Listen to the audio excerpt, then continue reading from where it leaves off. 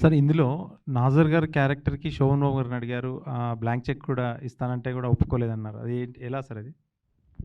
అది శోభన్ బాబు గారు అంతకుముందు మాతో ముగ్గురు మిత్రులు సినిమాలు తీశారు. అది కూడా చాలా పెద్ద హిట్ అయింది ఇది. తర్వాత ఇంకా కొన్ని రోజులు అయిన తర్వాత ఆయన సినిమాలో యాక్ట్ చేయడం మానేశారు. ఇక చాలు నాకు వేసిన రోజులు హీరోలే వేస్తాను తప్ప ఇంకోటి వేయను అన్నట్టుగా ఆయన మానేశారు. ఈ సబ్జెక్టు కథ చెప్పిన తర్వాత నాజర్ గారు వేసిన క్యారెక్టరు శోభన్ బాబు గారు అయితే బాగుంటుంది అని చెప్పి మాకు ఆలోచన వచ్చింది. డైరెక్టర్ గారిని కూడా అడిగితే ఇంకేముండే ఆయన వేస్తే ఇంకా అంతకంటే కావాల్సిందేంటి అన్నారు. సరే నేను డైరెక్ట్గా అడగటానికి మొహమాటపడి మా మేకప్ మ్యాన్ రాముని పిలిచి, రాముని వెళ్ళి అడుగు. అప్పటికి మేము మెడ్రాస్ వచ్చి హైదరాబాద్ వచ్చేసాం. ఆయన ఇంకా అక్కడ మెడ్రాస్లోనే ఉన్నారు.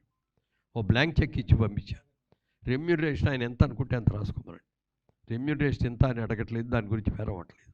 బట్ ఈ క్యారెక్టర్ ఆయన చేస్తే అంటే కొంచెం ఏజ్డ్ క్యారెక్టర్ లాగా ఉన్నా కూడా సినిమాకి చాలా వాల్యూ పెరుగుద్ది, కథకు చాలా ఇంపార్టెన్స్ పెరుగుద్ది, ఆ క్యారెక్టర్కి విపరీతమైన ఇంపార్టెన్స్ వస్తుంది అని చెప్పి అనుకొని పంపిస్తే ఆయన ఫోన్ చేసి, సారీ మురళీమోహన్ గారు ఏమనుకోవద్దు, నేను శోభన్ బాబు అని ఎవరైనా గుర్తు తెచ్చుకోగానే నేను హీరోగా ఉన్నప్పుడు ఎలా అందంగా ఎలా టిప్ టాప్గా డ్రెస్సులు వేసుకొని ఎలా చేశానో అలాగే నన్ను గుర్తుంచుకోవాలి తప్ప ఒక తండ్రిగానో తాతగానో లేకపోతే ఒక రోగిష్టిగానో అట్లాంటి క్యారెక్టర్ నేను చేయదలుచుకోలేదు, ఏమనుకోవద్దు.